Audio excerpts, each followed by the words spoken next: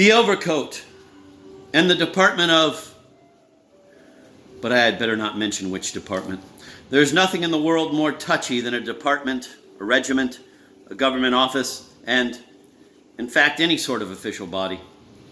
Nowadays, every private individual considers all society insulted in his person.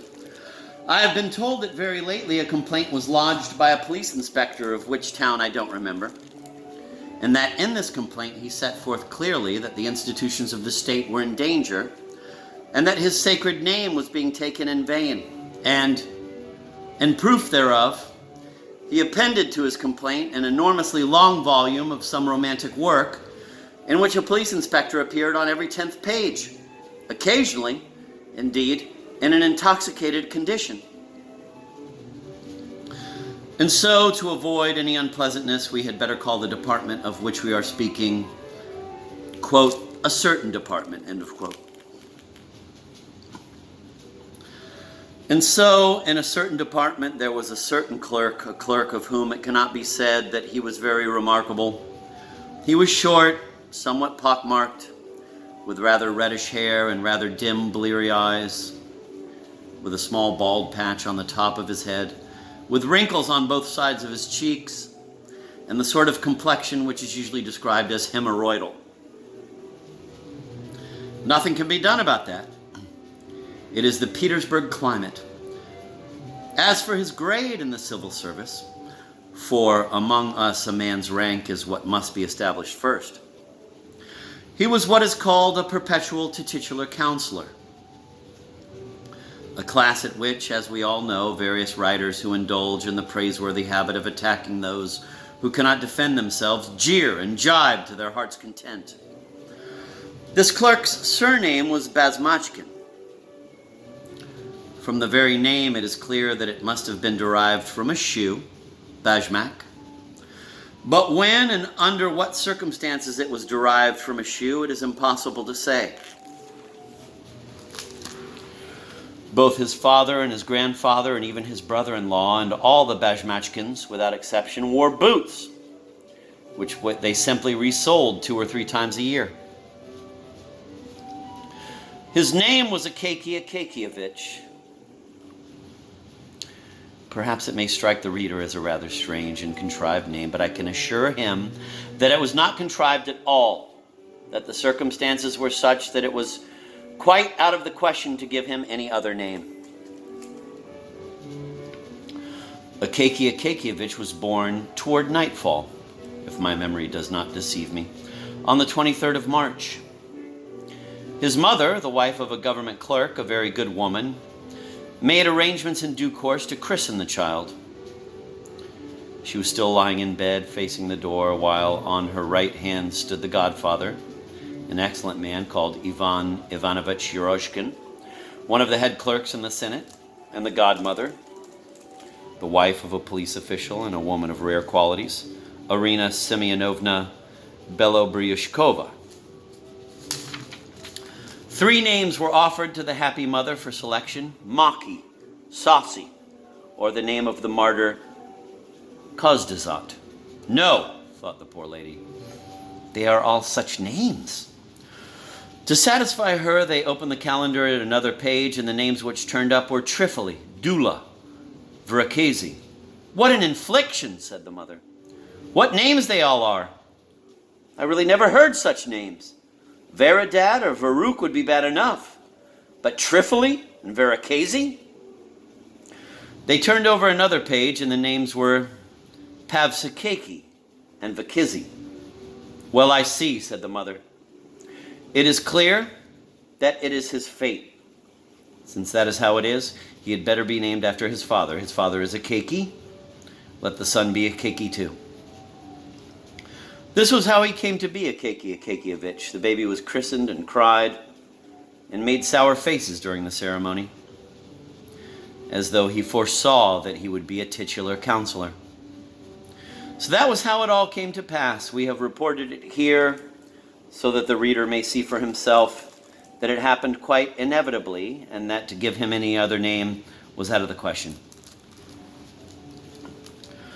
No one has been able to remember when and how long ago he entered the department, nor who gave him the job. Regardless of how many directors and higher officials of all sorts came and went, he was always seen in the same place, in the same position, at the very same duty, precisely the same copying clerk, so that they used to declare that he must have been born a copying clerk, uniform, bald patch, and all. No respect at all was shown him in the department. The porters, far from getting up from their seats when he came in, took no more notice of him than if a simple fly had flown across the reception room.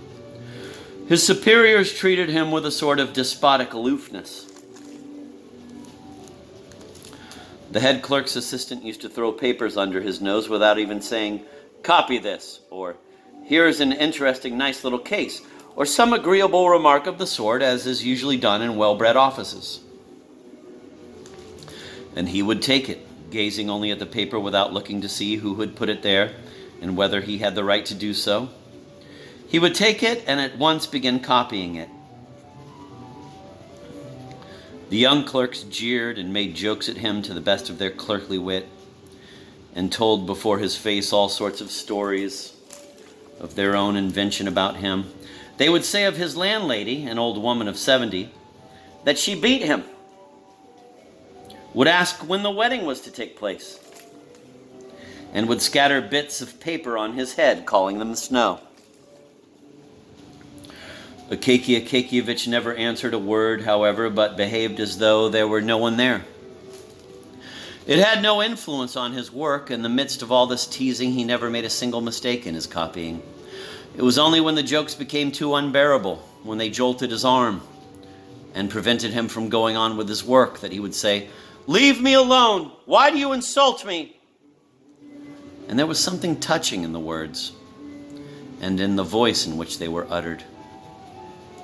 There was a note in it of something that aroused compassion. So that one young man, new to the office, who, following the example of the rest, had allowed himself to tease him, suddenly stopped, as though cut to the heart. And from that time on, everything was, as it were, changed and appeared in a different light to him. Some unseen force seemed to repel him from the companions with whom he had become acquainted, because he thought they were well-bred and decent men.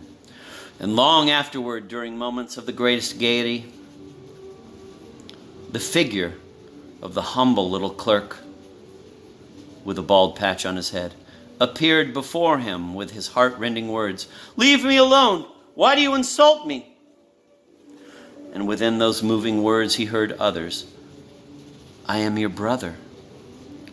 And the poor young man hid his face in his hands, and many times afterward in his life he shuddered, seeing how much inhumanity there is in man, how much savage brutality lies hidden under refined, cultured politeness. And my God, even in a man whom the world accepts as a gentleman and a man of honor. It would be hard to find a man who lived for his work as did Akaky Akakievich. To say that he was zealous in his work is not enough. No, he loved his work. In that copying, he found an interesting and pleasant world of his own. There was a look of enjoyment on his face. Certain letters were favorites with him, and when he came to them, he was delighted. He chuckled to himself and winked and moved his lips, so that it seemed as though every letter his pen was forming could be read in his face. If rewards had been given according to the measure of zeal in the service, he might, to his amazement, have even found himself a civil counselor. But all he gained in the service, as the wits, his fellow clerks, expressed it, was a button in his buttonhole and hemorrhoids where he sat. It cannot be said, however, that no notice had ever been taken of him. One director, being a good-natured man and anxious to reward him for his long service, sent him something a little more important than his ordinary copying. He was instructed to make some sort of report from a finished document for another office. The work consisted only of altering the headings and in places changing the first person into the third. This cost him so much effort that he was covered with perspiration. He mopped his brow and said at last, "No, I'd rather copy something." From that time on, they left him to his copying forever. It seemed as though nothing in the world existed for him except his copying.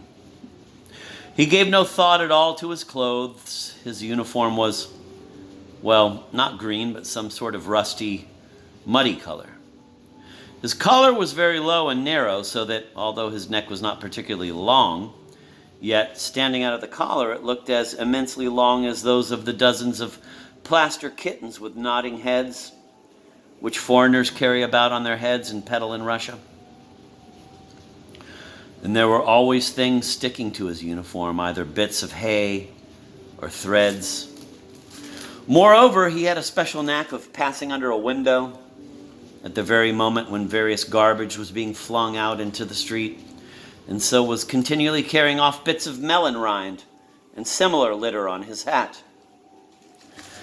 He had never once in his life noticed what was being done and what was going on in the street, all those things at which, as we all know, his colleagues, the young clerks, always stare, utilizing their keen sight so well that they notice anyone on the other side of the street with a trouser strap hanging loose, an observation which always calls forth a sly grin.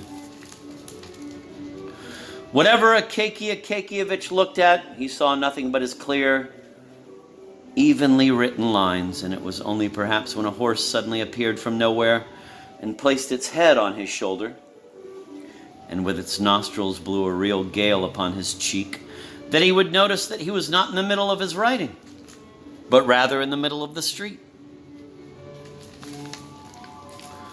On reaching home, he would sit down at once at the table, hurriedly eat his soup and a piece of beef with an onion.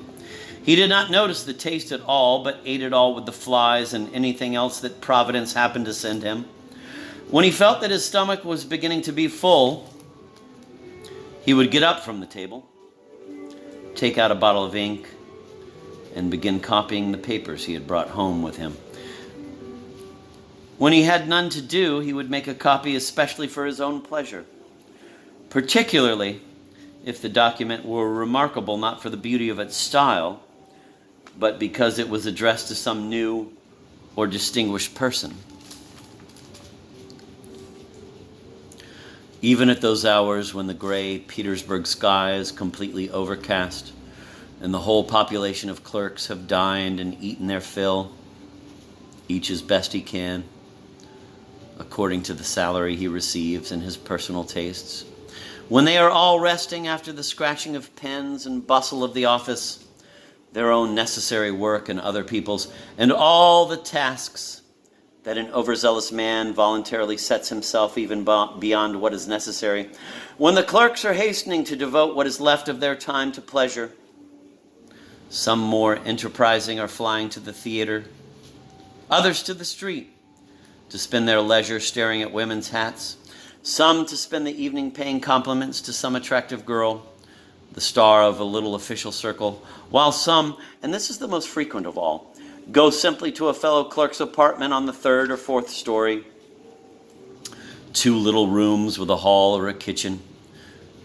with some pretensions to style, with a lamp or some such article that has cost many sacrifices of dinners and excursions, at the time when all the clerks are scattered about the apartments of their friends, playing a stormy game of whist, sipping tea out of glasses, eating cheap biscuits, sucking in smoke from long pipes, telling, as the cards are dealt, some scandal that has floated down from higher circles, a pleasure which the Russian can never by any possibility deny himself, or when there is nothing better to talk about, repeating the everlasting anecdote of the commanding officer who was told that the tail had been cut off the horse on the Falconet Monument.